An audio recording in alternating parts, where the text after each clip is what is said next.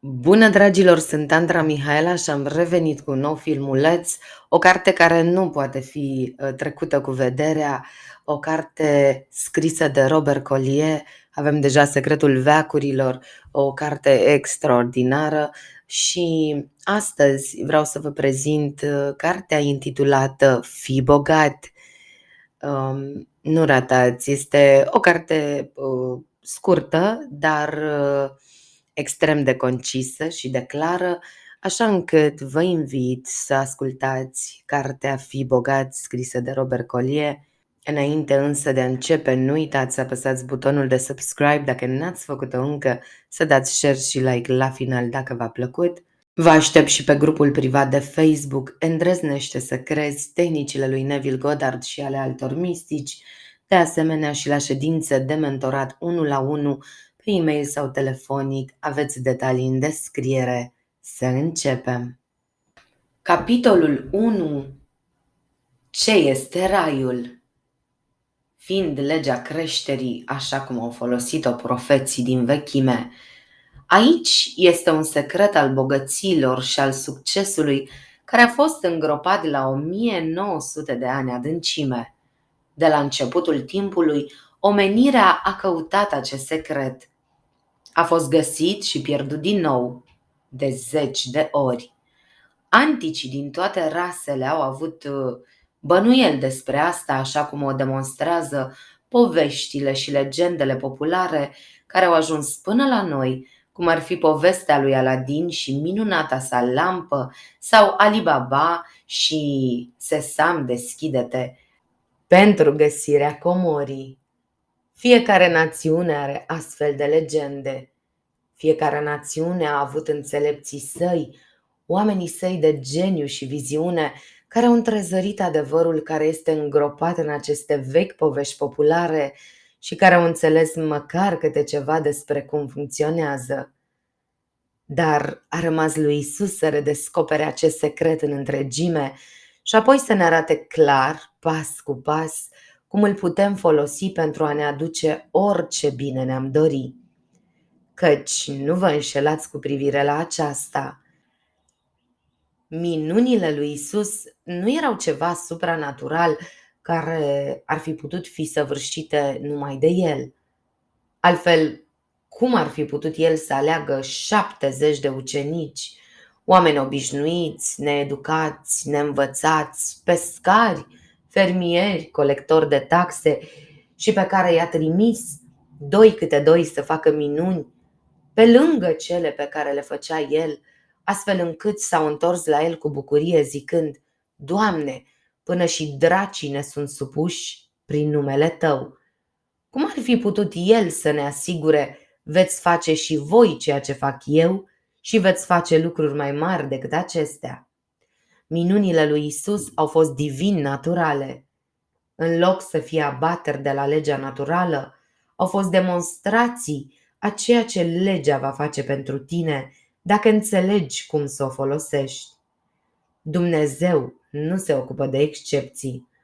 După cum spunea Sfântul Augustin, minunile nu sunt contrare naturii, ci doar contrare a ceea ce noi știm despre natură. Fiecare forță din natură funcționează pe linii logice definite, în acord cu anumite principii. Aceste forțe vor funcționa pentru oricine deține cheia utilizării lor, așa cum legendarul geniu al lui Aladin ar răspunde la chemarea oricărei persoane care a frecat lampa magică. Pot fi neglijate și lăsate să stea inactive, pot fi folosite pentru bine sau pentru rău, dar legile în sine nu se schimbă. Doar metodele de utilizare a acestora se schimbă. Un avion sau un automobil ar fi părut o minune la fel de mare pentru oamenii din zilele lui Isus, precum vindecarea unui lepros. Trimiterea undelor sonore prin eter pentru a fi captate de o cutie mică numită radio ar fi fost la fel de minunat pentru părinții noștri, precum este trimiterea vocii noastre printr-un fascicul de lumină către noi astăzi. Cu toate acestea, nu există nimic supranatural în oricare dintre acestea.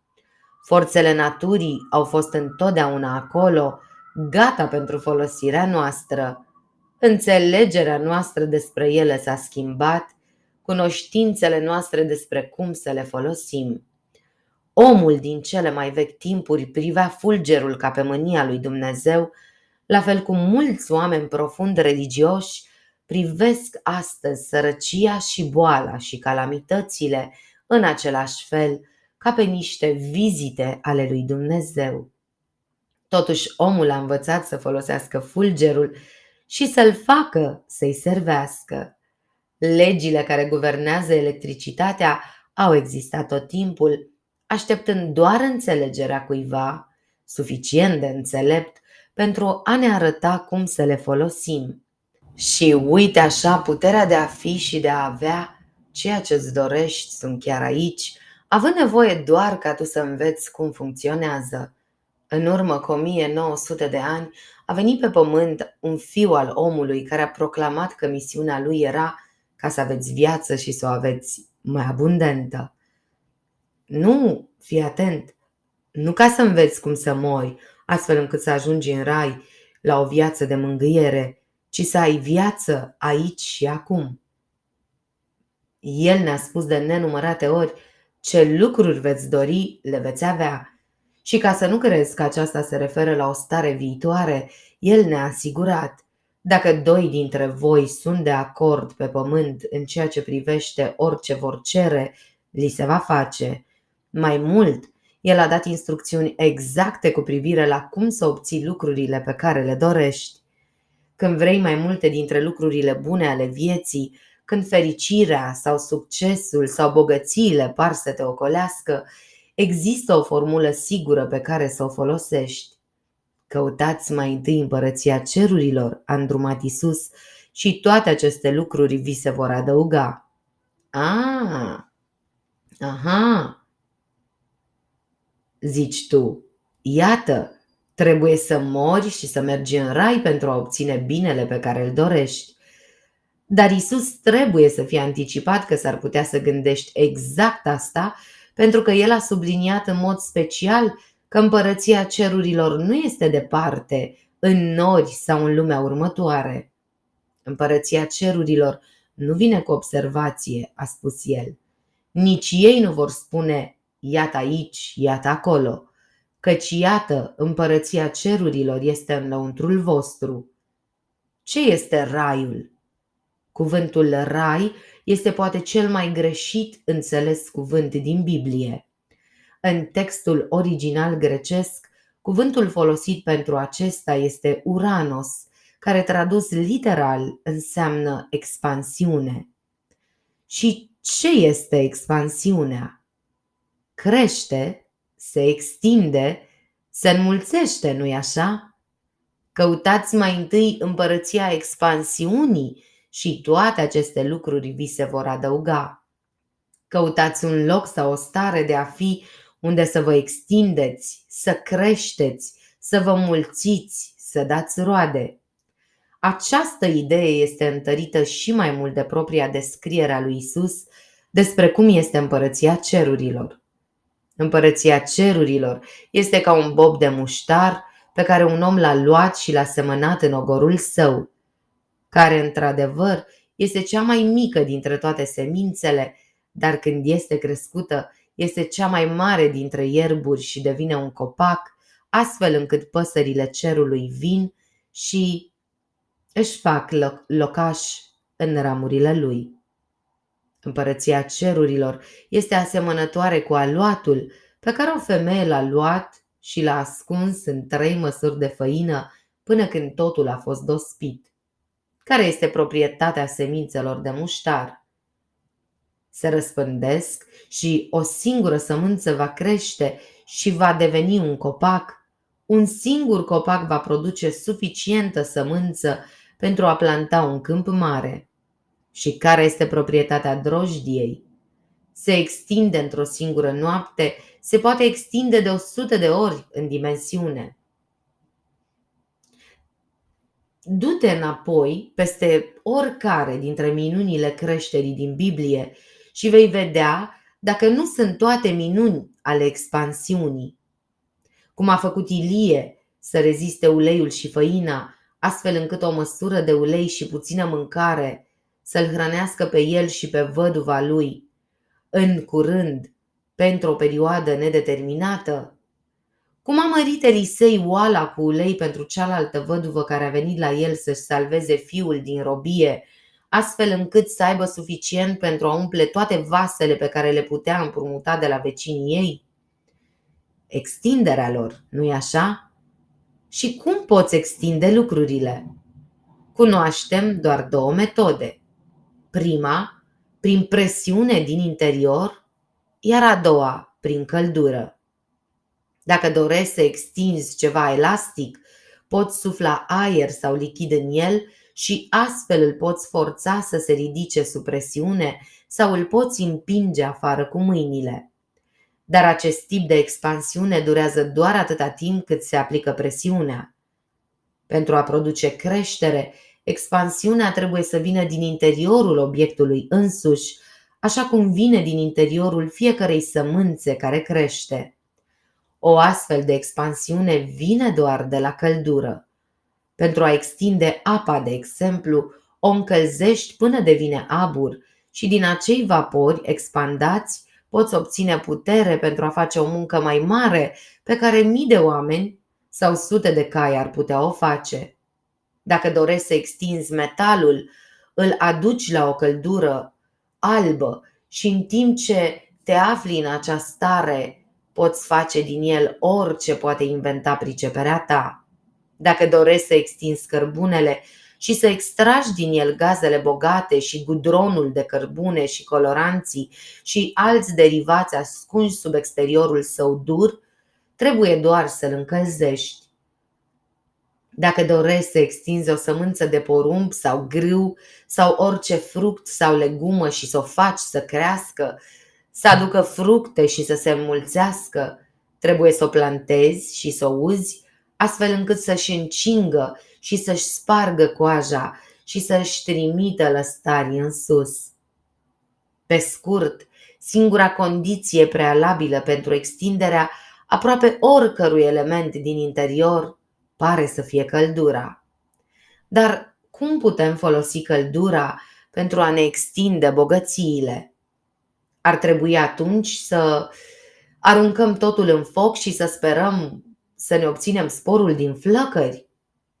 În niciun caz. Cu siguranță nu așa a făcut Isus. Nici profeții au folosit căldură, dar era un alt fel de căldură. Era căldura iubirii, căldura binecuvântării, avântată de suflarea credinței. Ia exemplu când mulțimile l-au urmat pe Isus din orașe într-un loc pustiu. În fața lui stăteau 5.000 de oameni flămânzi. Pentru a-i hrăni, Isus avea doar 5 pâini și 2 pești mici. Ce a făcut el? El a binecuvântat mai întâi pâinea și peștii. I-a lăudat. I-a mulțumit lui Dumnezeu pentru ei. Voi care ați lucrat cu oameni, în special cu copii sau oameni simpli, cunoașteți efectele laudelor. Copiii se extind atunci când sunt lăudați. Ei fac lucruri pe care altfel le-ar considera imposibile. Se pare că le crește energia. Cu siguranță atinge izvoarele care sunt de obicei închise pentru ei. Același lucru este valabil și în manipularea animalelor sau a oamenilor.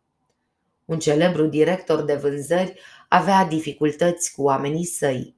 Vânzările lor scăzuseră, iar toate discuțiile lui pregătitoare, îndemnurile, amenințările lui nu reușiseră să le aducă în discuție. A pus un panou electric mare pe coridorul principal al clădirii sale, unde toți cei care treceau îl vedeau. Vânzătorul, a cărui muncă a fost cea mai remarcabilă săptămâna aceasta, este... Imediat vânzările au crescut și din acea săptămână niciodată nu a trebuit să-și mai facă griji pentru o scădere. Cum se aplică acest lucru lucrurilor neînsuflețite? Răspunsul este că nu există lucruri neînsuflețite. Știința de astăzi ne arată că totul este plin de viață. În interiorul bulgărului, aparent inerent de plumb sau fier, se află atomi minusculi de energie învolburată care se năpustesc aici și colo, se învârt și se învârt, precum sistemele solare în miniatură, cu o rapiditate la care viteza unui avion este ca și când n-ar fi nimic. Masa poate fi liniștită, dar în interior există o energie nemărginită. Acolo unde există energie neîncetată, există viață. Acolo unde mișcarea este ordonată și aparent în acord cu un plan bine pus la punct, este neapărat nevoie să existe inteligență. Trebuie să existe inteligență. Și acolo unde există inteligență, trebuie să existe receptivitate. Această receptivitate din partea tuturor lucrurilor din viață este cea care face posibil să dovedești adevărul promisiunii Scripturii că omul ar trebui să dețină stăpânirea peste pământ și peste tot ce este de pe pământ sau de sub pământ. Cum poți exercita această dominație? Nu cu forța, nici măcar prin rugăciune, dar prin laudă. Așa cum spune Charles Fillmore, există o lege inerentă a minții conform căreia creștem orice laudă. Întreaga creație răspunde laudei și se bucură. Dresorii de animale își mângâie și își răsplătesc animalele cu delicatese pentru actele de ascultare. Copiii strălucesc de bucurie și fericire când sunt lăudați. Chiar și vegetația crește mai bine pentru cei care o iubesc. Ne putem lăuda propria abilitate, iar celulele creierului se vor extinde și vor crește în capacitate și inteligență atunci când le spunem cuvinte de încurajare și apreciere. Dumnezeu ți-a dat stăpânire peste pământ. Totul este slujitorul tău, dar amintește-ți că se spune în Scripturi că Dumnezeu i-a adus lui Adam fiecare fiară și păsări pentru a vedea cum le va numi. Tu ești ca Adam în acest sens, putând oferi tuturor lucrurilor și tuturor oamenilor cu care intri în contact numele care îți plac. Îi poți numi bune sau rele. Și oricum le numești, așa îți vor fi slujitori, buni sau răi. Poți să îi lauzi sau să îi blestemi și așa cum faci, așa vor fi pentru tine. Capitolul 2. Legea creșterii. Există o lege a creșterii fără greșeală. Orice este lăudat și binecuvântat se înmulțește. Numără binecuvântările tale și ele cresc. Dacă ai nevoie de aprovizionare, începe acum să lauzi fiecare sumă mică de bani care îți vine, binecuvântând că este un simbol al abundenței și iubirii lui Dumnezeu. Vei fi surprins cât de curând acea bucată mică va crește la multe bucăți. Ia-L pe Dumnezeu în afacerea ta. Binecuvântează-ți magazinul, casa ta de marcat, pe toți cei care lucrează pentru tine, fiecare client care intră. Dacă lucrezi pentru altcineva și vrei un loc de muncă mai bun sau mai bine plătit, începe prin a binecuvânta și a mulțumi pentru ceea ce ai. Binecuvântează munca pe care o faci, fii recunoscător pentru fiecare oportunitate pe care ți-o oferă de a dobândi mai multe abilități și de a-i sluji pe ceilalți. Binecuvântează banii pe care îi câștigi, oricât de puțini ar fi. Fii atât de recunoscător lui Dumnezeu pentru asta, încât poți chiar să oferi o mică ofertă de mulțumire, adică un mic ajutor cuiva care are mai multă nevoie decât tine. Să presupunem că șeful pare neapreciat și dur. Binecuvântează la fel. Fii recunoscător pentru oportunitatea de a servi cu credincioșie, oricât de mică ar părea recompensa imediată. Dă tot ce ai mai bun, dă-l cu bucurie, cu fericire, cu mulțumire și vei fi uimit cât de repede îți va veni creșterea, nu neapărat de la șeful tău, ci poate de la cel mai mare șef întru toate. Îmi amintesc că am citit o scrisoare de la o femeie dintr-o zonă săgețoasă, în care aceasta spunea că, spre deosebire de majoritatea vecinilor lor, ei aveau o rezervă abundentă de apă și recolte excelente. Când soțul meu ară un câmp, scrie ea, îi cer lui Dumnezeu să binecuvânteze fiecare brazdă. Fiecare sămânță care intră în semănătoare este binecuvântată, iar conștiința a ținut că va produce din belșug conform legii sale drepte. Vecinii noștri s-au mirat de abundența de fân pe care am tăiat-o anul acesta. Fânul a fost vândut înainte ca a treia cosire să fie pusă în picioare. În fiecare zi, în tăcere, am pus ferma cu dragoste în mâinile tatălui. Îi cer lui Dumnezeu să-i binecuvânteze pe toți cei care intră în contact cu ferma. Puțini sunt cei care realizează puterea laudei și a binecuvântării. Lauda poate fi numită marele eliberator. Îți amintești povestea lui Pavel și Sila? Ei zăceau în închisoare legați cu lanțuri, dar nu au disperat. S-au bucurat și au cântat imnuri de laudă și iată că însăși zidurile au fost dărâmate și au fost eliberați. Ce sunt slujitorii Domnului? A întrebat unul dintre sfinții din vechime, dacă nu menestrelii lui. Lauda mărește întotdeauna. Când îl lăudăm pe Dumnezeu și apoi privim în jurul nostru și lăudăm totul. Prezența sa invizibilă în tot ceea ce vedem, constatăm că binele este atât de mărit încât devin evidente multe lucruri pe care în mod normal nu le vedem. Parcurgând toate faptele lui Iisus Hristos, precum și învățăturile sale, găsim elementul strălucitor al laudei. Când a privit cele 5 pâini și 2 pești și și-a dat seama că avea o mulțime de hrănit, primul său gând a fost un gând de laudă. Și ridicând privirea spre cer, a binecuvântat. Parcurge Vechiul Testament și vezi cât de des suntem îndrumați să lăudăm pe Domnul și să fim recunoscători, că atunci se va înmulți producția pământului. Probabil că nicio viață relatată în Scriptură nu a fost mai asaltată de încercări și pericole decât cea a regelui David. Și care a fost remediul său? Ce l-a adus prin toate necazurile la putere și bogăție? Citește doar psalmul lui David și vei vedea. Jehova domnește, să se bucure pământul, să se veselească mulțimea idolilor. Binecuvântează-L pe Jehova, sufletul meu, și tot ce este în mine, binecuvântează numele Lui cel Sfânt, care iartă toate nelegiuirile tale, care vindecă toate bolile tale.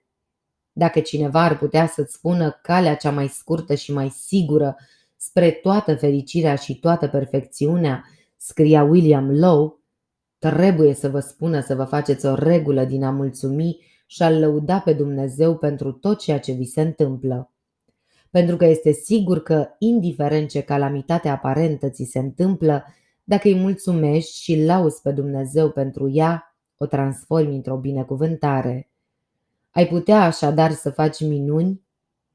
Nu ai putea face mai mult pentru tine însuți decât prin acest spirit de mulțumire, căci el transformă în fericire tot ceea ce atinge, spunea William Lowe. Cum poți așadar tu să-ți mărești oferta? Cum poți obține mai multă bogăție, fericire și orice lucru bun al vieții? În același mod, precum înțelepții și profeții din vechime. În același mod în care Iisus a hrănit mulțimile. În același mod în care El a umplut plasele ucenicilor până la refuz cu pește, după ce au muncit toată noaptea și nu au prins nimic, extinzând ceea ce ai. Iar modul de a te extinde este prin iubire, prin laudă și mulțumire. De-a lungul Bibliei ni se spune, în orice lucru, prin rugăciune și cerere cu mulțumire, cererea voastră să fie făcută cunoscută lui Dumnezeu. Din nou și din nou este subliniată rădăcina inspirației și a obținerii. Bucurați-vă, veseliți-vă, lăudați, dați mulțumiri. Dovedește-mă acum cu aceasta, zice Domnul oștirilor, dacă nu-ți voi deschide ferestrele cerului și nu-ți voi revărsa o binecuvântare, încât nu va fi loc destul pentru a o primi. Unul dintre faptele surprinzătoare ale științei moderne este că acest univers nu este un produs finit. Creația are loc peste tot în jurul nostru. Noi lumi care se formează, energia cosmică luând formă într-un milion de matrițe diferite. Dar un fapt mult mai surprinzător pentru cei mai mulți dintre noi este faptul că noi suntem creatori și că putem forma astăzi lumea în care noi personal vom trăi mâine. Oamenii dau vina pe mediul în care trăiesc, pe educație, pe oportunități, pe noroc pentru condiția lor. Ei se înșală. Există o singură persoană care trebuie să fie învinovățită și numai una, el însuși. Acea persoană este astăzi rezultatul gândurilor lui de ieri și al multor ieruri care au precedat. Acești oameni formează astăzi matrița pentru ceea ce vor fi în anii ce vor urma. Pentru că eșecul nu există. Fie că ești sărac sau bolnav, fie că ești bogat sau puternic, ai reușit un singur lucru. Ai comprimat energia cosmică din jurul tău în matrița pe care ai ținut-o în fața ochiului minții din interiorul tău. Ai numit forțele care au lucrat cu tine, bune sau rele, și așa cum le-ai numit, așa au fost ele pentru tine. Ele te-au servit, binele sau răul. Dar există un final fericit. Nu trebuie să lași lucrurile așa cum sunt. Dacă nu-ți plac rezultatele actuale, poți redenumi acei servitori. Like-urile atrag like-uri. Totul se întoarce la electronii și protonii din care este alcătuită fiecare celulă individuală, fie ea minerală, animală sau vegetală. Totul în natură începe cu acest lucru. Un singur electron este atins în modul potrivit pentru a începe să se rotească pe axa sa. Trezirea sa afectează alte particule de aceeași natură, atrăgându-le înspre el, punându-le în mișcare în mod similar. Fiecare electron este un mic univers în sine, cu particule care se rotesc în jurul unui centru comun, cu aceeași mișcare și la aceleași distanțe relative la care se învârt Pământul și planetele în jurul Soarelui. Variația se produce în funcție de ritmul mișcării. Acele grupuri care au o rată de mișcare mai mare produc formele superioare de viață. În momentul în care se schimbă viteza de mișcare, se schimbă forma și culoarea, iar în cazul unor organisme complicate, cum este corpul uman, schimbarea vitezei de mișcare a oricărei părți a corpului poate afecta cu ușurință armonia întregului, deoarece, în cazul diferențelor de rotație, unitățile mai rapide au tendința de a se desprinde de cele mai lente și de a se lepăda de ele. Ceva de acest fel se întâmplă în corp tot timpul. Celulele mai vechi încetinesc, se despart și sunt aruncate. Așa urmărește un câine mirosul stăpânului său după urma de celule vechi, aruncate, pe care acesta le aruncă în permanență. Doar atunci când nu reușim să lepădăm celulele nearmonioase, boala pune piciorul în prag și ne îmbolnăvim sau murim. Ține minte acest lucru. Pornind de la celula individuală, nu atragem la noi decât elementele care sunt identice cu noi înșine în ceea ce privește calitatea și caracterul și care se reevoluează cu aceeași viteză. Capacitatea noastră selectivă este de așa natură încât suntem capabili să alegem acele materiale care ne vor păstra calitatea și identitatea. Acest lucru este valabil pentru corpurile noastre, pentru circumstanțele noastre, pentru mediul nostru. Ceea ce este asemănător atrage ceea ce este asemănător. Dacă nu suntem mulțumiți de noi înșine așa cum suntem, dacă ne dorim un corp mai sănătos, prieteni mai atrăgători, bogății mai mari și succes, trebuie să începem de la nucleul din noi înșine. Iar acel nucleu se află în gândurile noastre. Gândul poate accelera sau încetini ritmul de mișcare al întregului corp. Gândul poate întârzia anumite organe și astfel poate provoca disarmonie în întregul corp. Gândurile de furie, frică, îngrijorare, invidie, ură sau descurajare pot crea o asemenea disarmonie încât să provoace creșteri canceroase în corp, precum și dezastre în afacerile cuiva. Poți tăia astfel de excrescențe cu un cuțit de chirurg, ajutând astfel organismul corpului să se debaraseze de elementele nearmonioase, dar o cale mai ușoară, o cale mai bună, este să readuci corpul în armonie, să pui întregul organism în tonalitate. Capitolul 3. În ton cu infinitul. Prima condiție esențială pentru a te pune în armonie cu binele infinit din jurul tău este să te relaxezi, să nu pui frână, căci ce este îngrijorarea, frica sau descurajarea dacă nu o frână în gândirea ta și în buna funcționare a organelor tale o încetinire a întregului tău ritm de activitate? Se spune că diavolul a organizat odată o vânzare a tuturor uneltelor din meseria sa. Totul a fost expus, pumnalele sale ascuțite ale geloziei, ciocanul de jnițele al mâniei, arcul lăcomiei, săgețile poftei și ale lăcomiei, armele vanității, ale fricii, ale invidiei și ale mândriei. Și sub fiecare se află prețul său. Dar în loc de onoare, înrămat și pus deoparte de toate celelalte, se afla o mică pană doldora și marcată de folosire. Numele acestei pene era descurajare, iar prețul pus pe ea era mai mare decât toate celelalte unelte la un loc.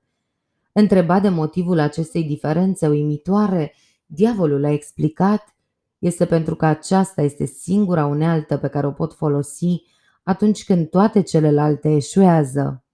Lasă-mă să introduc această mică barieră în conștiința unui om și ea deschide calea pentru orice altceva.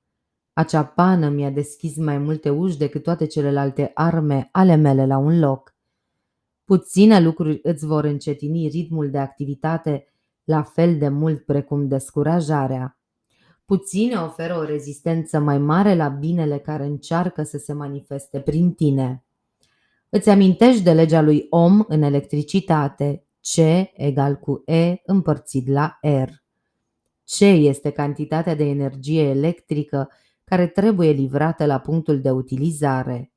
E este cantitatea disponibilă de la centrala electrică. R reprezintă rezistența oferită de toate lucrurile prin care trebuie să treacă curentul. Dacă nu ar exista rezistență, ar fi livrată întreaga cantitate de curent generată de E. Dar există întotdeauna o anumită rezistență. Chiar și cel mai bun conductor oferă un pic, iar fără conductor nu poți livra curent. Așadar, cantitatea efectiv livrată depinde de puterea disponibilă împărțită la rezistență. Toată energia universului se află în jurul tău. Poți avea orice lucru bun pe care îl dorești, dar trebuie să treacă mai întâi prin tine și tu nu îl vei lăsa. Tu opui mai multă rezistență binelui decât toți neconductorii care au interferat vreodată cu un circuit electric. Nu-ți vine să crezi că bunul este atât de ușor de procurat. Ai impresia că acesta poate veni la tine doar după o luptă grea, dezamăgiri și durere. Insiști să-i pui în cale acești neconductori. Adaugi griji și temeri, ură și invidii, astfel încât în momentul în care binele ajunge la tine, curentul său este atât de slab încât nu mai rămâne mare lucru. Ceea ce este asemănător atrage ceea ce este asemănător. Ura atrage ură și toate relele care îi urmează în urma ei. Invidia, frica și îngrijorarea atrag discordia și boala. Dacă vrei sănătate, fericire în viața ta, dacă ești în căutarea bogăției și a succesului, armonizează-ți gândurile cu acestea. Binecuvântează circumstanțele care te înconjoară. Binecuvântează și laudă-i pe cei care intră în contact cu tine. Binecuvântează chiar și dificultățile pe care le întâlnești, pentru că binecuvântându-le, le poți schimba din condiții discordante în condiții favorabile, le poți accelera ritmul de activitate până acolo unde îți vor aduce binele în loc de rău. Numai lipsa de răspuns la bine produce lipsuri în viața ta. Binele lucrează pe planul expansiunii. Binele se învârte la o rată mare de activitate.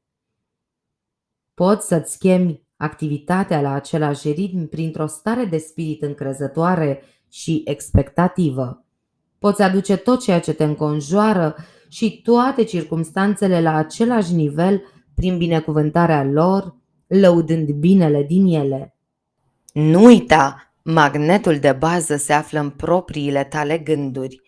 De calitatea și activitatea acelui magnet depind binele sau răul care va fi atras spre tine. Tu ești stăpânul destinului tău. Tu ești arhitectul care determină materialele care vor fi folosite pentru a-ți face viața și circumstanțele. Ai puterea de selecție. Cum să ne organizăm viața pentru a avea lucrurile bune pe care le căutăm, bogăție și fericire, sănătate și succes? Căutați mai întâi împărăția expansiunii și toate celelalte lucruri vi se vor adăuga. Capitolul 4. Nucleul. Amintește-ți că în acest univers totul trebuie să înceapă cu un nucleu. Un singur electron este atins în mod corect pentru a începe să se rotească pe axa sa. Magnetismul generat de acesta atrage spre el alte particule de aceeași natură, punându-le în mișcare în mod similar. Având acest nucleu, el poate crește și se poate multiplica la nesfârșit, atâta timp cât ritmul său de mișcare continuă. Doar atunci când ceva îl încetinește, se dezintegrează și moare. Cum poți porni un astfel de nucleu? Cu o idee, susținută de o dorință sinceră de credință. Să presupunem că vrei să-ți construiești o afacere proprie, de exemplu. Îți voi spune cum a făcut-o un om cunoscut de mine. Când Bruce Hutton s-a hotărât să înceapă o afacere în domeniul auto în Jacksonville, Florida, avea doar $23 pe numele său. Cu $14,40 din capitalul său, a cumpărat câteva scule. Apoi a închiriat garajul pentru 2 mașini din curtea din spate a casei, în care și-a asigurase o cameră și și-a montat firma. Cu toate acestea, nu a depins de firmă pentru a aduce afaceri.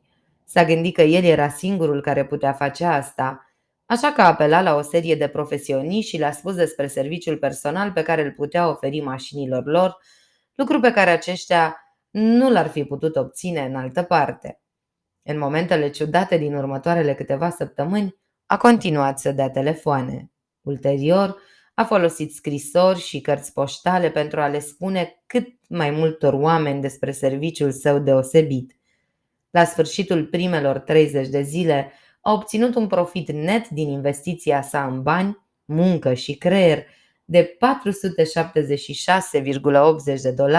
cu cheltuieli generale de numai $50. Asta se întâmpla în primăvară. În iunie a constatat că avea nevoie de spații mai mari, deoarece 591 de clienți obișnuiți veneau deja la garajul din curtea din spate pentru servicii pe care nu le puteau cumpăra din altă parte. În luna februarie anului următor a trebuit să se mute din nou, de data aceasta într-un colț într-una din cele mai bune zone ale orașului. Un an mai târziu s-a mutat pentru a 3-a oară mai aproape cu 5 străzi de zona de afaceri, la îndemână de marea clădire de birouri unde se afla cea mai mare parte a clientelei sale și de 10 ori mai mare decât ultimul său loc. Nu numai atât, dar a înființat și un motor club care în scurt timp avea 50 de filiale în toată Florida și Georgia. În aceste garaje, produsele sale erau vândute, numele său devenea cunoscut, se vorbea despre serviciile sale. Și toate acestea cu un capital de $23. Cu atât, cu o idee, cu muncă și cu o credință profundă în capacitatea sa de a oferi un serviciu mai bun decât oricine altcineva ar putea oferi. Dar poate că vei spune, avea o îndemânare specială, era un bun mecanic auto. Eu nu am nicio îndemânare sau abilitate deosebită. Ce trebuie să fac? Găsește o modalitate de a servi oamenii mai bine sau mai economic decât se face acum. Apoi învață cum să o faci, chiar dacă asta înseamnă să amâni realizarea ideii tale pentru luni sau ani de zile. Cu toate școlile serale gratuite și bibliotecile publice din ziua de azi, nu există nicio scuză pentru a nu putea învăța tot ceea ce vrei să știi. Iată cum a reușit un prieten de-al meu să iasă de la cursurile de $25 pe săptămână și să intre într-o afacere extrem de profitabilă.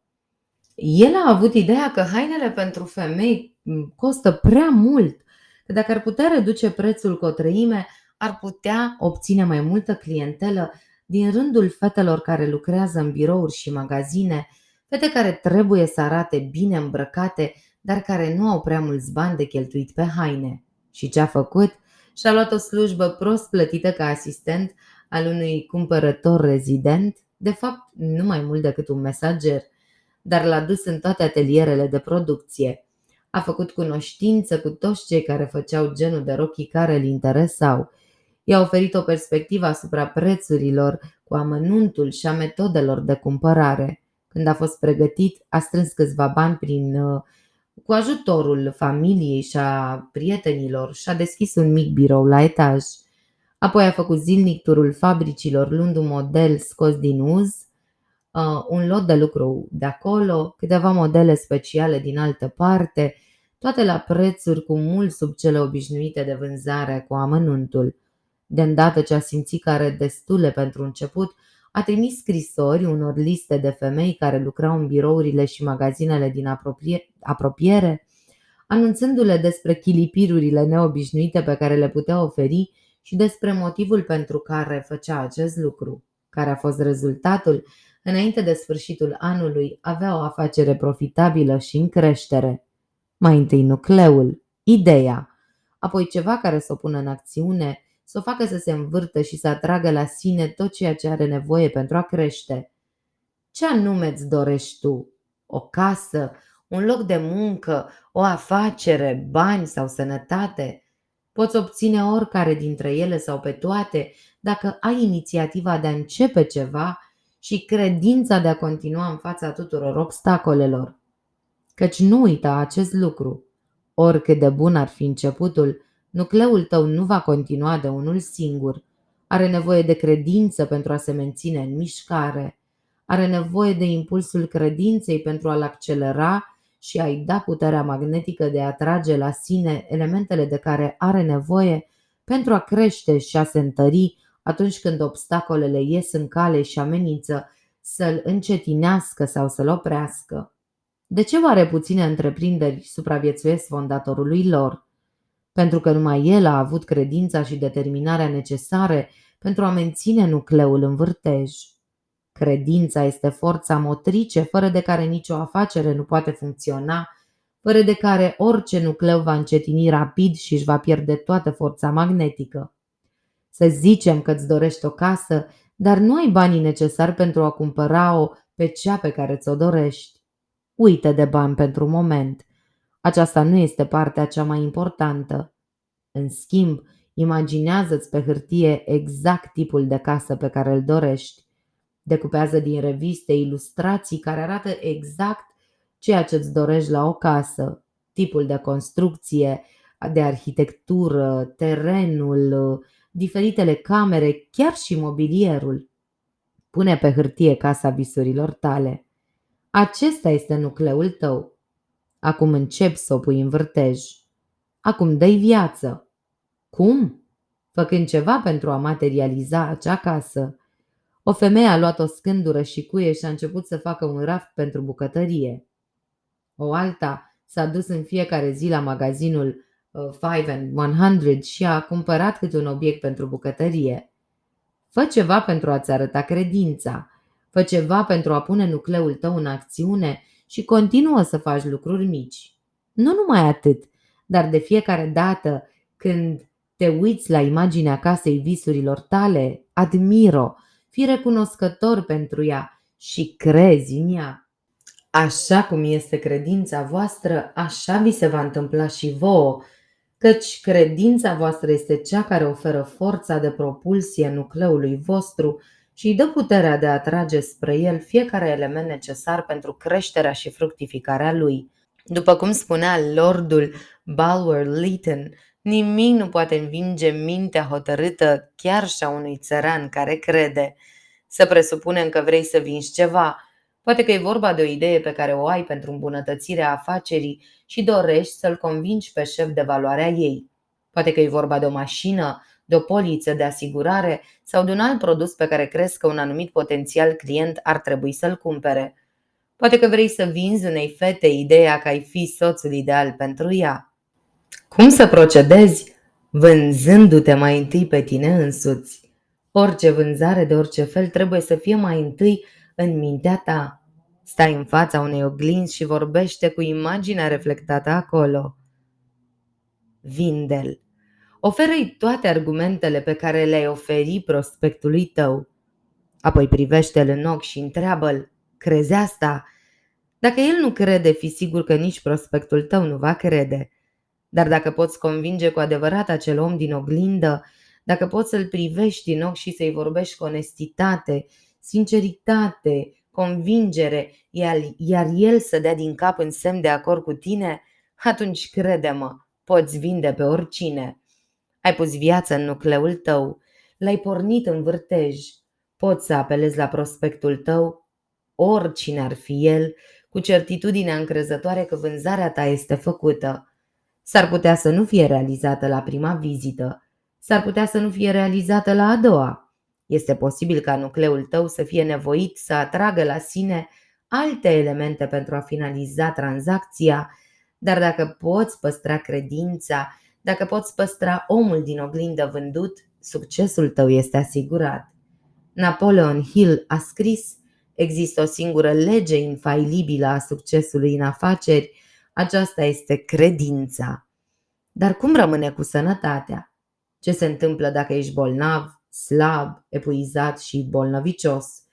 Cu mai bine de 2000 de ani în urmă, profesorul Yowell a răspuns la această întrebare. Lasă-i pe cei slabi să spună, eu sunt puternic. Shakespeare ne-a spus cam același lucru atunci când a spus, asumă-ți o virtute dacă nu o ai. Ce este boala? Încetinirea proceselor vitale, nu-i așa? Fiecare celulă din corpul tău este doar o bucată de energie care se învârte. Cele care încetinesc sunt aruncate, excretate. Dar atunci când întregul sistem încetinește, nu arunci deșeurile, nu scapi de otrăvuri. Care este rezultatul? Dureri și un sentiment general de slăbiciune și boală. Ce remediu mai bun ar putea fi decât accelerarea ritmului de mișcare, reenergizarea tuturor celulelor și ajutarea lor să elimine toate elementele care tind să te încetinească? Poți face acest lucru. Știi că muzica marțială va reanima soldații gata să cadă de oboseală. Știi că parfumurile frumos mirositoare te înveselesc, că o dimineață însorită îți dă mai multă viață și mai mult avânt. De ce oare deținuții din azilurile de nebuni sunt mai ușor de controlat dacă li se oferă mult soare? De ce copiii sunt mai cuminți? De ce te simți mai bine, gândești mai bine, acționezi mai bine atunci când beneficiezi de razele soarelui? De ce există atât de mult adevăr în vechiul proverb italian, unde merge soarele, nu merge doctorul? Pentru că soarele nu numai că accelerează ritmul de mișcare al celulelor tale, dar după cum spune o autoritate, lumina soarelui este de fapt o hrană pentru corpul uman, stimulează creșterea, promovează funcționarea sănătoasă a sângelui și a nervilor. Afirmațiile vesele, rostite cu convingere, au același efect stimulativ. În urmă cu 30 de ani, Emile Coué a electrizat lumea cu leacurile sale împotriva a tot felul de boli. Nimeni nu ar trebui să fie bolnav, a proclamat el și a continuat să demonstreze acest lucru, vindecând sute de persoane care au venit la el după ce medicii nu reușiseră să le aline. Nu numai atât, dar a arătat cum aceleași metode puteau fi folosite pentru a vindeca afacerile cuiva, pentru a aduce bogăție în loc de datorii, succes în loc de corvoadă. Și asta la baza succesului său? O lege la fel de veche ca și dealurile, o lege cunoscută de psihologi de ani de zile. Legea conform căreia mintea subconștientă acceptă ca adevărat tot ceea ce îi se repetă în mod convingător și des. Și odată ce a acceptat o astfel de afirmație ca fiind adevărată, procedează să facă tot ce îi stă în putință pentru a o face adevărată.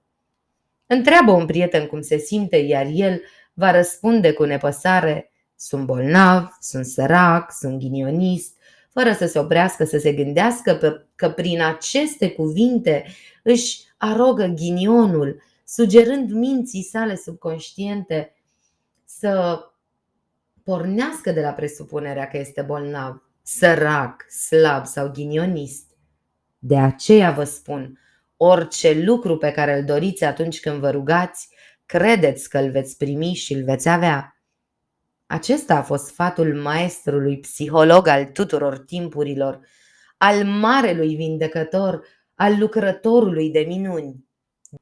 Din nou și din nou, el i-a asigurat pe cei pe care i-a vindecat că credința este cea care i-a făcut sănătoși, iar acolo unde o astfel de credință lipsea, că atunci când s-a întors în casa copilăriei sale din Nazaret, este scris că acolo nu a făcut nicio lucrare măreață. Dar cum, te poți întreba, cum poți să-ți formezi o astfel de credință? Există două căi. Prima este prin afirmații. Reclamând lucrul pe care îl dorești, spune-i subconștientului tău că îl ai și continuând să îl spui pe un ton atât de convingător încât acesta acceptă în cele din urmă afirmația ca pe un fapt și procedează la realizarea lui. Aceasta a fost calea lui Cue. Expresia sa: în fiecare zi, în toate privințele, devin din ce în ce mai bun sau din ce în ce mai bogat, a ajutat mulți oameni. Dar dacă dorești cele mai bune rezultate, adaugă acest al doilea factor. Stai în fața oglinzii, privește-ți reflexia în ochi și vorbește cu ea ca și cum ai fi un vânzător și în funcție de modul în care tu îi vinzi omului din oglindă, depinde totul important din viața ta. Căci așa este. Dacă este vorba de sănătate, ceea ce îți dorești, folosește o afirmație ca aceasta. Eu sunt energie. Eu sunt puterea. Eu sunt putere. Sunt plin de entuziasm de această viață omnipotentă. Vitalitatea lui Dumnezeu pătrunde în fiecare fibră a ființei mele. Sunt bine și întreg în fiecare parte a corpului meu. Harul și echilibrul Domnului nostru Iisus Hristos mă învăluie. O, Tată viu, acesta este templul tău cel sfânt. Tu faci din el o locuință perfectă din care să radieze iubirea și înțelepciunea ta vindecătoare către întreaga omenire. Tată, tu mă slăvești pe mine ca și eu să te slăvesc pe tine. Spune-ți asta și crede-o. Când te vei putea convinge că o crezi, vei fi bine. Iată o altă afirmație puternică. Viața din belșug mă înviorează acum. Iubirea atotputernică mă vindecă. Viața puternică și pură a lui Dumnezeu este acum activă în și prin fiecare celulă din corpul meu. Imaginea sa perfectă a fiecărui organ al meu este acum vitalizată în mine într-o formă perfectă. Prin puterea și autoritatea lui Iisus Hristos, fiecare celulă din corpul meu este vitalizată și restaurată. Am venit la el și sunt vindecat. Banii, succesul, fericirea, toate pot fi câștigate în același mod. Toate încep cu un nucleu, o idee, o ambiție, o dorință. Toate necesită să faci ceva pentru ca acel nucleu să înceapă să se rotească pe axa sa și să atragă la el elementele necesare pentru a se dezvolta și a se finaliza cu succes. Toate au nevoie de credință pentru a accelera ritmul de mișcare și a menține nucleul în creștere. Credința este marea forță motrică. Dacă poți crede, toate lucrurile îți sunt posibile. Există magie în a crede. Profesorul William James de la Harvard, cel mai mare psiholog pe care l-a cunoscut America, a declarat că de multe ori credința este singurul lucru care poate asigura încheierea cu succes a unei întreprinderi îndoielnice. Credința omului acționează asupra tuturor forțelor din jurul său pentru a aduce la îndeplinire rezultatele pe care și le imaginează și în care crede. Poți înțelege cu ușurință acest lucru atunci când îți dai seama că numai credința este cea care poate menține în viață nucleul unei idei sau al unei afaceri, dacă obstacolele îi asaltează calea. Trebuie să-ți păstrezi imaginea pe care o ai despre întreprinderea finalizată. Trebuie să o vezi cu succes în ochiul minții tale. Trebuie să crezi în ea. Cum a creat Dumnezeu cerurile și pământul și tot ceea ce este în ele? Citește în Scriptură că Dumnezeu a făcut orice plantă de pe câmp înainte de a fi pe pământ și orice iarbă de pe câmp înainte de a crește. Cum a făcut El acest lucru? În același mod în care l-a făcut pe om. În chipul său l-a creat pe el. El și-a imaginat omul în mintea sa. Așa cum a spus psalmistul, în cartea ta toate mădularele au fost scrise, când încă nu existau niciunul dintre ele. Citește în Sfântul Ioan, la început era cuvântul. Ce este un cuvânt? O imagine mentală, nu-i așa? La început era imaginea mentală. Acesta este modul în care fiecare lucru din ea este creat până în ziua de azi, de la construirea unei case până la amenajarea unei căi ferate transcontinentale. Îți amintești povestea lui Iacob? El a fost de acord să-l slujească pe unchiul său Laban timp de 7 ani pentru a câștiga mâna fiicei lui Laban, numită Rahela, în căsătorie, dar prin viclenia lui Laban, Iacov a trebuit să mai slujească încă 7 ani.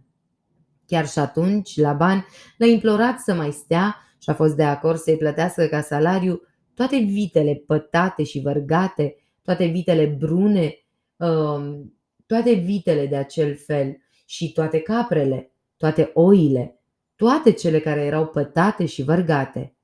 Deoarece Laban a eliminat mai întâi din turme toate vitele de acest fel, șansele ca Iacov să se îmbogățească din urma descendenților pătați ai vitelor de culoare solidă păreau slabe. Dar în mod evident Iacov cunoștea puterea imaginii, a vizualizării, căci ce-a făcut el? Și Iacov a luat vergelele pe care le îngrămădise în fața turmelor, în jgheaburile adăpătorilor, atunci când turmele veneau să bea, pentru ca acestea să rămână însărcinate când veneau să bea. Și turmele au rămas însărcinate în fața vergelei și au născut cu inele, cu pete și vărgate. Iacov a despărțit miei și a așezat fețele turmelor spre cele inelate și spre toate cele brune din turma lui Laban. Și-a pus turmele sale deoparte și nu le-a pus în fața vitelor lui Laban. Și când vitele tare au rămas însărcinate, Iacov a pus vergelele înaintea ochilor vitelor în jgheaburi, pentru ca ele să rămână însărcinate printre vergele. Dar când vitele erau slabe, nu le punea înăuntru, așa că cele slabe ale lui Laban și cele tari ale lui Iacov. Și omul a crescut foarte mult și avea multe vite, roabe și cămile și măgari.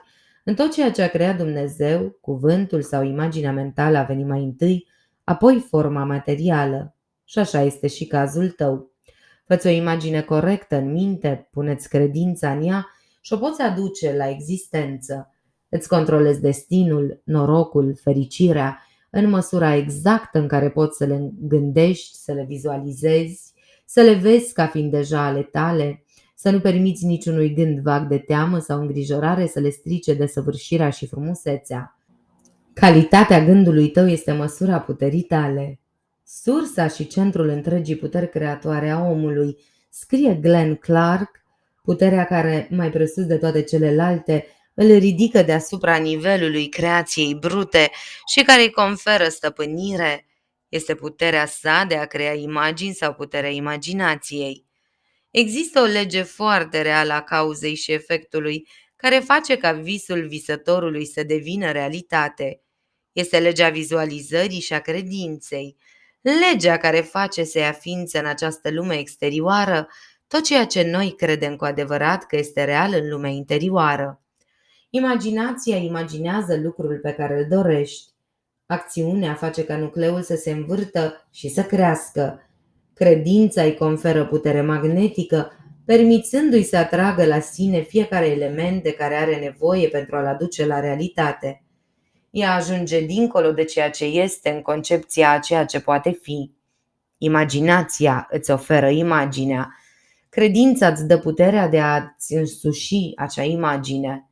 Fă-ți o imagine mentală suficient de clară, imaginează-ți-o suficient de viu, dă-i acțiune și credință și toate puterile universului se vor uni pentru a te ajuta să o aduci la realitate. Această lege este valabilă pentru orice în viață. Nu există nimic din ceea ce îți poți dori în mod legitim care să nu poată fi adus în ființă prin vizualizare, acțiune și credință. Nota cheie a vizualizării de succes este următoarea. Vezi lucrurile așa cum ai vrea să fie, în loc să le vezi așa cum sunt. Închide ochii și fă-ți imagini mentale clare. Fă-le să arate și să acționeze exact așa cum ar fi dacă ar fi reale. Pe scurt, visează cu ochii deschiși, cu un scop precis. Apoi pune temelii sub visele tale cu credința ta. După cum a spus James Allen, visează visuri mărețe și așa cum visezi, așa vei deveni. Viziunea ta este promisiunea a ceea ce vei fi într-o zi. Idealul tău este profeția a ceea ce vei dezvălui în cele din urmă. Imaginea mentală este cea care contează, fie în bine, fie în rău. Este o forță devastatoare sau benefică, exact așa cum alegi să o faci tu. Ca să-l parafrazez pe Thackeray, lumea este o oglindă și redă fiecărui om reflexia propriului său gând. Fiecare condiție, fiecare experiență de viață este rezultatul atitudinii noastre mentale. Putem face doar ceea ce credem că putem face.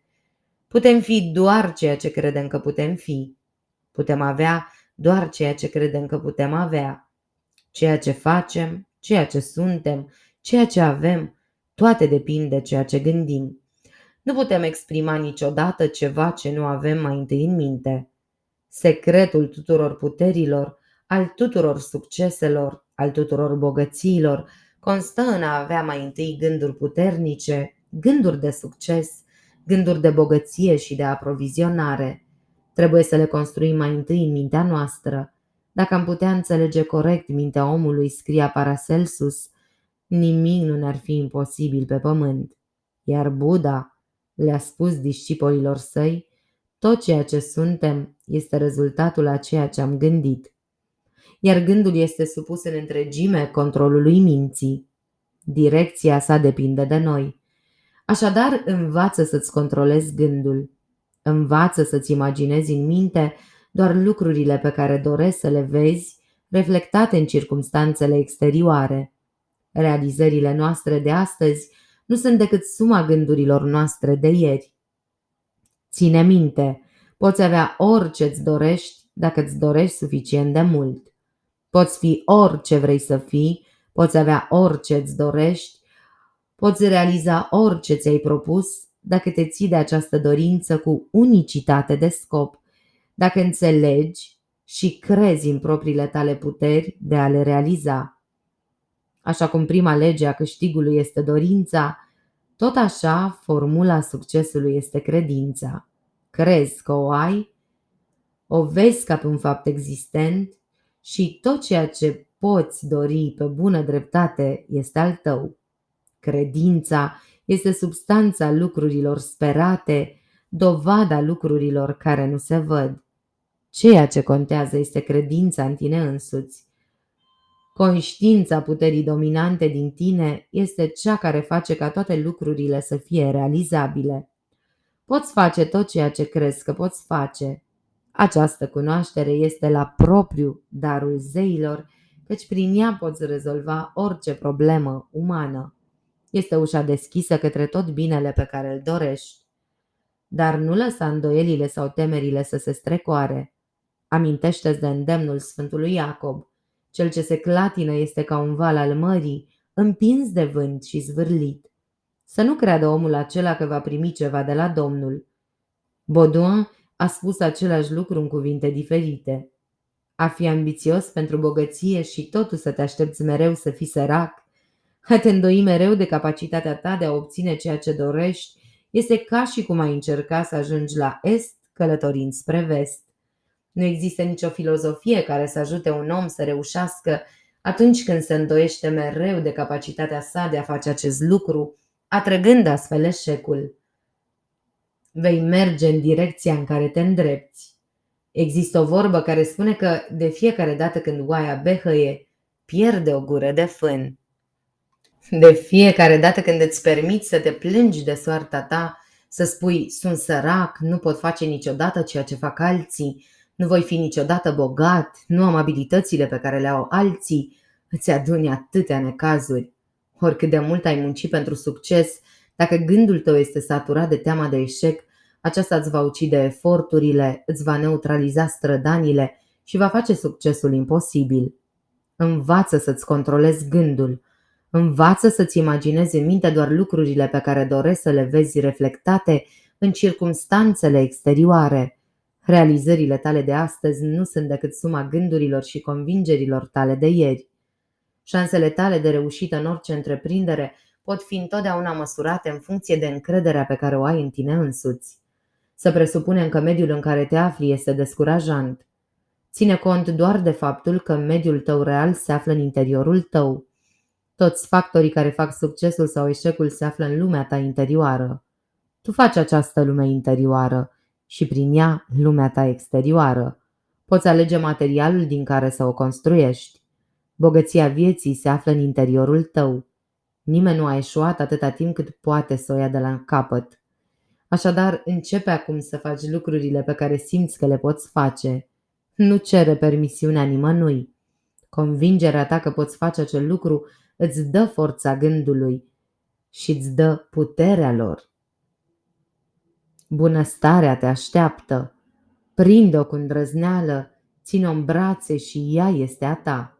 Ea ți aparține de drept, pe deplin. Oamenii care și-au lăsat amprenta în această lume au avut cu toții o trăsătură în comun.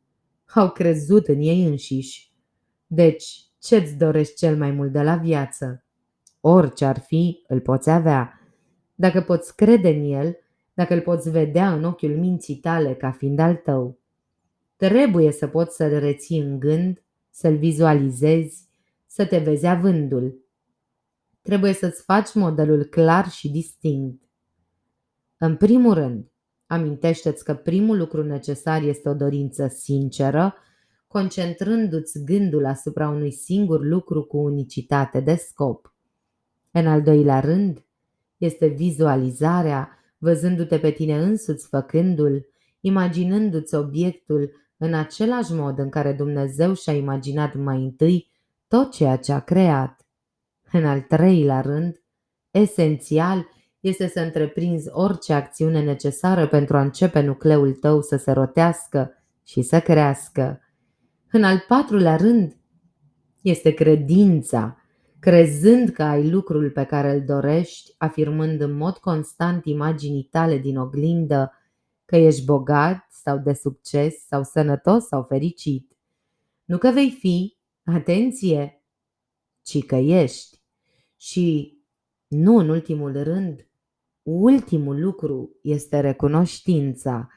Recunoștința pentru acest lucru pe care l-ai primit, pentru puterea care ți-a permis să-l creezi, pentru toate darurile pe care mintea ți le-a oferit, în așa fel încât tu să ai numai abundență. Mulțumește lui Dumnezeu că ai primit. Capitolul 5. Legea atracției. Care este cel mai mare rău din lumea de astăzi? Ce cauzează mai multă mizerie, mai mult păcat decât toate celelalte vicii la un loc? Care este cel mai mare dușman al moralității, al păcii și al fericirii pe care îl cunoaște omenirea? Sărăcia. Sărăcia este responsabilă pentru majoritatea viciilor comercializate. Sărăcia ne umple închisorile cu hoți și criminali. Sărăcia provoacă cele mai multe boli. Sărăcia este la originea a 90% din nefericirea și mizeria din lume. Ea îi împinge pe bărbați la băutură și la sinucidere, pe femei și nu numai. Îi face pe oameni să facă lucruri pe care altfel le-ar privi cu dezgust. Sărăcia este un viciu. Este adevărat că unele dintre biserici încă o cataloghează printre virtuți, dar aceasta este o relicvă a vechilor vremuri feudale, când cei puțini dețineau toate bogățiile, iar cei mulți erau lăsați să se complacă în mizerie. Pentru a ține masele departe de revoluție, a fost necesar să le învățăm că Dumnezeu a ordonat astfel încât nu existau suficiente lucruri bune ale vieții pentru toți, astfel încât cei mulți trebuie să sufere aici pentru ca cei puțini să se bucure, dar totul se va îndrepta în lumea de dincolo. Știm acum că aceasta a fost o simplă papură pentru a ține masele liniștite. Știm că dacă, așa cum a spus maestrul, un copac se cunoaște după fructul său, sărăcia este la fel de rea ca și copacul mortal Upas din Java, care ucide chiar și păsările cu exhalările sale otrăvitoare. Știm că pentru fiecare individ pentru care sărăcia a acționat ca un imbold spre realizări înalte, alte 1000 de persoane și-au petrecut viețile în mizerie și sărăcie. Știm că vechea idee că nu era suficient pentru toți era la fel de prostească ca și aceea că Dumnezeu ar alege o anumită clasă de nobili și le-ar da tot ce este bun, lăsându-i pe oamenii de rând să moară de foame. Există mai multe bogății pe acest vechi pământ decât poate epuiza vreodată omenirea. Există mai multă putere numai în atom decât poate folosi vreodată omul. Există surse nelimitate de hrană, bogăție și confort, încă nemai văzute de om. Atunci, de ce trăiesc atât de mulți oameni în mizerie chiar și în această țară care e cea mai bogată din lume? De ce mor milioane de oameni de foamete în India și China? Din același motiv pentru care un grup de exploratori, împinși de un vânt de vest dinspre fluviul Amazon, departe în largul mării și plutind în derivă pe un râu cu apă dulce, aproape că au pierit de sete. Cam în același mod, milioane de ființe umane care trăiesc într-o lume a abundenței pierd de foame. Dumnezeu nu este părtinitor față de câțiva norocoși. El nu le dă acestora și nu îi lasă pe ceilalți să moară de foame. El dăruiește gratuit tuturor, dar există anumite legi care guvernează aceste bogății ale sale. Există reguli care trebuie respectate și până când nu înveți regulile, ești ca Ali Baba, fără acel sesam deschide-te magic care să deschidă ușile comorii. Ai auzit de legea relativității a lui Einstein și probabil că te-ai întrebat uneori de ce trebuie să se facă atâta tam-tam pentru o lege științifică obscură care nu ar putea avea nicio legătură, din câte ai văzut, cu viața de zi cu zi. Dar știai că teoria lui Einstein este la fel de importantă pentru tine ca orice lege din țară? Căci pe ce se bazează teoria sa? În primul rând, se bazează pe faptul că există un singur material în univers. În al doilea rând, și aceasta este partea care te privește în mod direct, că există o singură lege fundamentală a universului. Această lege este legea atracției. Poate că vei înțelege mai ușor legătura dacă îți voi prezenta această lege așa cum este exportată în Biblie.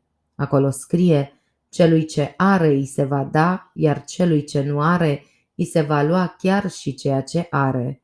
Pentru a o exprima într-un limbaj obișnuit de zi cu zi, atât legea universului a lui Einstein, cât și preceptul biblic, înseamnă că trebuie să fie un atractor, atrăgând lucrurile spre tine, fie să fii dispus să stai deoparte și să vezi cum tot ceea ce este al tău este atras de o personalitate mai puternică. Nu ți se pare nedrept?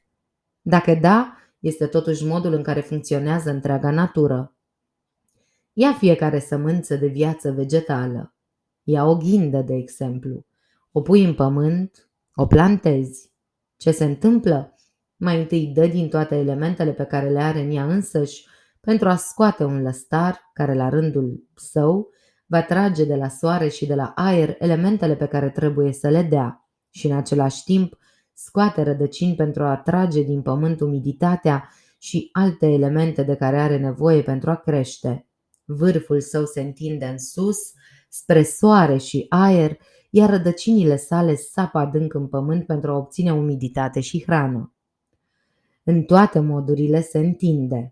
Întotdeauna creează un vid folosind toate materialele pe care le are la îndemână, atrăgând la sine de la toate cam toate elementele de care are nevoie pentru a crește.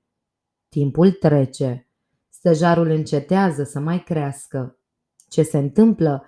În acel moment puterea sa de tracțiune încetează. Poate trăi atunci cu elementele pe care le-a atras la el și pe care le-a făcut parte din el însuși în toți acești ani? Nu, într-adevăr. În momentul în care creșterea se oprește, începe dezintegrarea. Elementele sale componente încep să simtă atracția plantelor care cresc în jurul lor. Mai întâi umiditatea se scurge din copac, apoi frunzele cad, coaja se desprinde, în cele din urmă marele trunchi se prăbușește pentru a se descompune și a forma solul care să hrănească plantele în creștere din jur. În curând, din nobilul stejar nu mai rămâne decât solul îmbogățit și plantele bine hrănite care au răsărit din el. Legea fundamentală a universului este că trebuie să te integrezi sau să te dezintegrezi. Trebuie să crești sau să-i hrănești pe alții care cresc. Nu se poate sta pe loc. Trebuie să-ți accelerezi ritmul de mișcare până când atragi la tine toate forțele nefolosite din jurul tău sau trebuie să le dai pe ale tale pentru a contribui la construirea succesului altuia. Celui ce are îi se va da. Celui care își folosește forțele de atracție îi se va da tot ce are nevoie pentru a crește și a da roade. Celui care nu are îi se va lua chiar și ceea ce are. Pedeapsa pentru că nu-ți folosești puterile atractive este pierderea lor. Sunteți demagnetizați și asemenea unui magnet mort surpat de cei vii, trebuie să te mulțumești să vezi cum tot ceea ce ai atras spre tine este luat de ei, până când în cele din urmă chiar și tu ești absorbit de forța lor de rezistență. Aceasta este prima și fundamentală lege a Universului. Dar cum poți deveni un atractor? Cum poți începe? În același mod în care s-a procedat de la începutul timpului. Întoarce-te la prima lege a vieții. Întoarce-te la începutul lucrurilor. Vei găsi natura logică în tot ceea ce face. Dacă vrei să înțelegi cum funcționează, studiază-o în formele ei cele mai simple, cele mai elementare. Principiul stabilit aici este valabil în tot universul. Metodele folosite acolo sunt folosite de toate lucrurile create, de la cele mai simple la cele mai complicate. De exemplu, cum și-au procurat hrana cele mai vechi forme de viață celulară, fie ele vegetale sau animale, absorbind-o din apele din jurul lor. Cum își obține hrana astăzi fiecare celulă din corpul tău, fiecare celulă din plante, copaci sau animale. Exact în același mod, absorbind-o din limfa sau apa din jurul ei. Metodele naturii nu se schimbă. Ea este logică în toate. Poate că ea construiește organe mai complicate, poate că se orientează către dimensiuni imense sau combinații ciudate, dar folosește aceleași principii în toată viața. Capitolul 6. Diviziune și creștere. Acum, care este principiul de creștere al naturii? De la începutul timpului, acesta a fost. Divide și crește. Acest principiu, ca orice altă lege fundamentală a naturii, este același în toată viața. A rămas neschimbat de când primul organism unicelular a plutit pe suprafața mării primordiale. Este legea fundamentală a creșterii. E cea mai mică formă de viață celulară. Cum crește?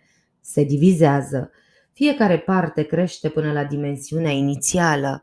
Apoi, la rândul lor se divid și cresc din nou. Ia forma cea mai înaltă de viață celulară, omul. Același principiu funcționează în el exact în același mod. De fapt, este singurul principiu de creștere pe care îl cunoaște natura. Cum se aplică acest lucru la circumstanțele tale, la dobândirea de bogății, la câștigarea succesului? Caută orice minune de creștere în Biblie și ce vei găsi? Mai întâi împărțirea, apoi creșterea. Când văduva din Zarafat i-a spus lui Ilie că nu are decât un pumn de făină și puțin ulei, el i-a cerut să facă din acestea o turtă și să-i o dea lui, și după aceea să se facă pe ea și pe fiul ei. Așa a făcut și este scris că nu s-a risipit butoiul de făină și niciun de lemnul nu s-a stricat.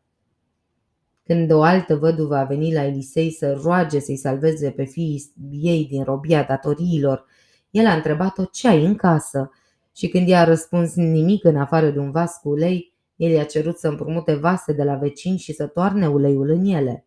Cu alte cuvinte, să înceapă să curgă. Și atâta timp cât ea avea vase pentru a-l primi, uleiul a continuat să curgă. Când mulțimea aducea lipsă de pâine, iar apostolii au venit la Isus să-l întrebe ce trebuie să facă, el a spus, câte pâine aveți?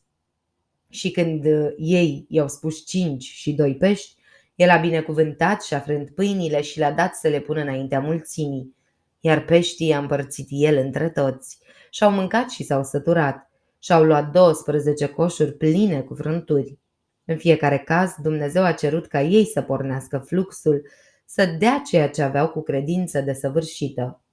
Când Russell Conwell construia faimosul templu baptist din Filadelfia, congregația sa era săracă și avea mare nevoie de bani. Prin rugăciune și prin orice alte mijloace cunoscute de om, Conwell încerca în mod constant să-și ajute turma. Într-o duminică i-a venit în minte că vechiul obicei evreiesc fusese ca, atunci când se ruga lui Dumnezeu, să aducă mai întâi o jertfă din cel mai bun miel al turmei sau din vreun alt bun foarte apreciat. Apoi, după ce se dădea liber lui Dumnezeu, se făcea rugăciunea pentru ca el să poată să ia cadouri bune. Așa că în loc să se roage mai întâi și apoi să se facă colecta, așa cum era obiceiul, Conwell a sugerat ca mai întâi să se facă colecta și ca toți cei care aveau favoruri speciale de cerut de la Creator să dea gratuit ca ofrandă de mulțumire. Câteva săptămâni mai târziu, Conwell a cerut ca cei care făcuseră ofrandă cu această ocazie să povestească experiențele lor. Rezultatele au părut incredibile. O femeie care avea o ipotecă scadentă la casa ei a considerat necesar să cheme un instalator în săptămâna următoare pentru a repara o scurgere. Rupând scândurile, acesta a descoperit o ascunzătoare în care răposatul ei tată își ascunsese toți banii, suficienți pentru a achita ipoteca și a lăsat destui în plus. Un bărbat a obținut o slujbă de care avea mare nevoie.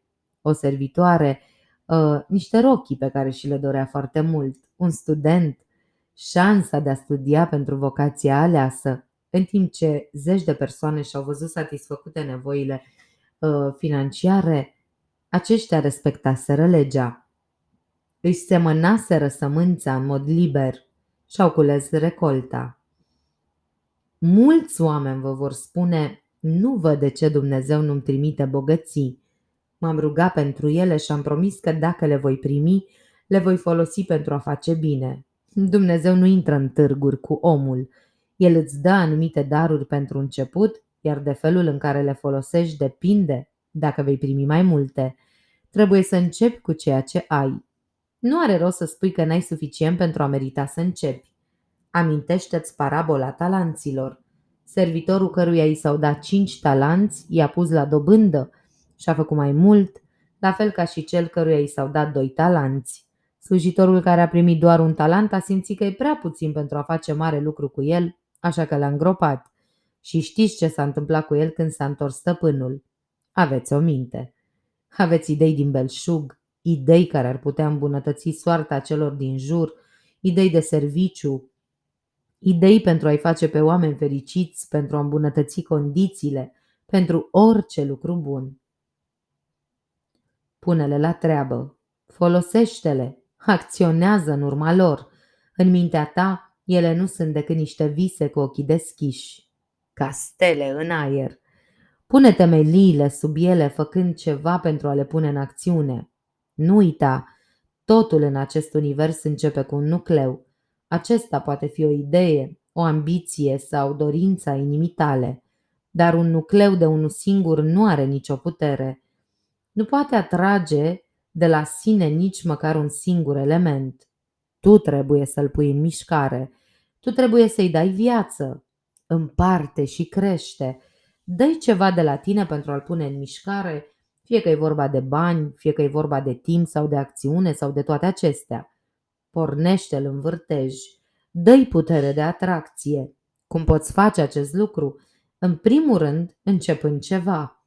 Dacă îți dorești un anumit loc de muncă pentru o poziție în instanță, să zicem, o anumită lucrare sau oportunitate, pune în mișcare rotițele care ar trebui să ți-o aducă. Dacă este nevoie de cunoștințe speciale, studiază până când vei avea acele cunoștințe. Dacă necesită influență, cultivă-i pe cei care au această influență. Orice ar necesita, fă aceste lucruri și în timp ce le faci, stai în fața oglinzii în fiecare dimineață și seară și convingeți imaginea de acolo că ai ceea ce îți trebuie pentru a obține. Accelerează viteza de mișcare a nucleului tău prin credința în tine însuți. Vede-te în ochiul minții făcând lucrurile care ți se vor cere atunci când vei obține postul. Dacă e posibil, joacă în fața oglinzii lucrurile care se vor aștepta de la tine. Nu trece niciodată prin fața oglinzii fără să îți privești imaginea în ochi și să-i spui că ești un succes, că reușești să realizezi tot ceea ce ai în minte. Amintește-ți întotdeauna. Mai întâi vine imaginea mentală, apoi realizarea. Fă-ți clar în minte acea imagine mentală, fă ceva pentru a începe să se materializeze, crede în ea și materializarea va urma în curând. Dar până când nu obții clar în propria minte, ai slabe șanse să o pui în mintea altcuiva. Pentru orice îți dorești în viață, scrie Emmett Fox, un corp sănătos, o vacanță satisfăcătoare, prieteni, oportunități și mai presus de toate înțelegerea lui Dumnezeu, trebuie să furnizezi un echivalent mental. Acordat echivalentul mental, lucrul trebuie să vină la tine. Și care este echivalentul mental? Ce altceva decât imaginea pe care o ai în mintea lucrurilor pe care le dorești? S-au scris mii de cărți despre cum să ai succes, despre cum să-ți câștigi dorința inimii, dar iată care este esența tuturor. Fiecare nucleu are puterea de a atrage la sine tot ceea ce are nevoie pentru a crește și a se fructifica, dacă este pornit în acțiune și accelerat de o credință constantă. Această cunoaștere ar trebui să permită oricărui om să reușească. Această cunoaștere merită orice preț pe care îl poți plăti pentru ea. Ea îți poate permite să depășești orice handicap, să depășești orice obstacol. Este literalmente darul zeilor. Așadar începe ceva, indiferent cât de mică este scara. Să începi, să știi, înseamnă să fii pe jumătate făcut. A face un început îți pune nucleul în vârtej, iar acesta la rândul său afectează tot ceea ce te înconjoară de aceeași natură, atrăgându-l spre tine, punându-l în mișcare la fel. O dorință puternică, susținută de un scop ferm, este ca un magnet puternic, atrăgând spre ea tot ceea ce are nevoie pentru a crește și a se realiza. Dar nu uita că puterea acestui magnet depinde în întregime de credința ta în el. Poate că ți-amintești experimentul făcut cu mulți ani în urmă de profesorul Henry de la Princeton. El a luat un magnet obișnuit de dimensiuni mari și cu el a ridicat câteva kilograme de fier. Apoi a înfășurat magnetul cu un fir încărcat de curentul unei mici baterii. În loc de doar câteva kilograme, magnetul a ridicat 3000 de kilograme de fier. Încrederea ta în tine însuți este ca și curentul de la acea baterie. Ea te magnetizează de 10 ori, chiar de 100 de ori.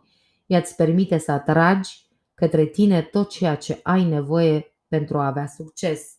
Să lucrezi la această credință necesară poate fi dificil, dar este absolut esențială, căci fără ea nu poți reuși.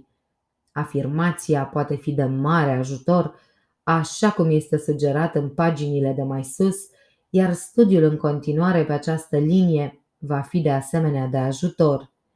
În urmă cu 25 de ani Am scris un set de cărticele intitulate Secretul veacurilor, care explică mult mai detaliat puterea care se află în voi și cum să o folosiți. Făcând o paranteză, există această carte împărțită în capitole pe canalul meu de YouTube și când voi avea timp am să le fac și împreună, astfel încât să aveți întreaga carte integral înregistrată. Prin citirea acestor cărți, un om a dezvoltat o asemenea credință în sine și în misiunea sa în viață, încât a inițiat o nouă religie care numără acum peste 100.000 de membri. Prin intermediul lor, Lewis E. Sherbert din Reno a învățat să folosească puterea care se afla în el într-un scop atât de bun, încât ne-a scris cu puțin timp în urmă. Când am început să citesc Secretul veacurilor, eram un vânzător ambulant care câștiga poate $15 pe săptămână. De atunci, mulțumită lui Robert Collier, m-am bucurat de mulți ani de prosperitate, cu sume imense, de multe ori câștigând peste $25.000. Prin intermediul acestor cărți, MD Couch a găsit inspirația care i-a permis să înființeze o nouă companie care i-a adus peste $100.000 în condițiile în care veniturile sale anterioare pe o perioadă mai lungă de ani fuseseră de numai $7.500 pe an. Au fost alte sute care au scris în același sens, astfel încât reporterul care se ocupa de zona de reclame a spus despre ei: aceste mici cărți au schimbat sute de vieți, trecând de la monotonia apăstătoare, de la grija afacerilor și de la neliniște, la soare și realizări. Această carte a fost cel mai mare ajutor și cea mai mare influență care a intrat vreodată în viața mea, a scris K.W. din Montgomery. Am realizat minuni prin aplicarea învățăturilor ei. Credem că și tu ai putea realiza minuni cu ajutorul ei, dar fie că trimiți după ea sau nu, folosește ceea ce ți-am dat aici în această carte. S-ar putea să-ți fie mai ușor dacă ai unul sau doi prieteni care să lucreze cu tine. Îți amintești că Iisus ne-a spus: dacă doi dintre voi se vor înțelege în privința oricărui lucru pe care îl vor cere, îi se va face. Căci când 2 sau 3 sunt adunați în numele meu, acolo sunt eu, în mijlocul lor, și le voi îndeplini cererea. Nu uitați însă că pe marele ceas al timpului există un singur cuvânt: acum. Dacă așteptările tale de sănătate sau de abundență sunt toate pentru viitor, le poți obține într-un viitor îndepărtat, dar niciodată acum. Niciodată nu le vei ajunge din urmă. Iată că acum este ziua mântuirii. Ceea ce te va duce mâine la țelul tău te va duce acolo mult mai sigur astăzi. Întârzierile nu aduc dividende. Amintește-ți aceste rânduri ale lui Goethe. Vorbesc serios? Profită de acest minut. Ce poți face sau visezi că poți începe? Îndrăzneala are geniu, putere și magie în ea. Doar angajează-te și atunci mintea se încinge. Începe și atunci lucrarea va fi terminată. Cartea de aur. Dacă ai credință în Dumnezeu, în om sau în sine, spune-o. Dacă nu, împinge pe raftul tăcerii toate gândurile tale până când credința va veni. Nimeni nu se va întrista pentru că buzele tale sunt mute. Ella Wheeler Wilcox. În propria ta persoană se află destinul. Lasă ca acest vast adevăr să alunge orice teamă și prejudecată, orice ezitare. Să știi că ești mare, mare cu divinitatea. Așadar domină mediul și intră în fericire, spunea tot Ella Wheeler Wilcox. Dragilor, aceasta a fost minunata carte intitulată Fii bogat, scrisă de Robert Collier. Mărturisesc că mi-a făcut o deosebită plăcere să o traduc și să o înregistrez pentru dumneavoastră, pentru că are niște principii pe care cu toții ar trebui să le urmăm. Sper să vă fie de folos, sper să o ascultați, deși dacă n-ajungeți până în acest punct în care eu vă spun aceste cuvinte, e clar că nu o să auziți nici mesajul meu, dar este o carte extraordinară, care chiar merită ascultată. Dragilor, până la următorul filmuleț, să avem cu toții pace în suflet!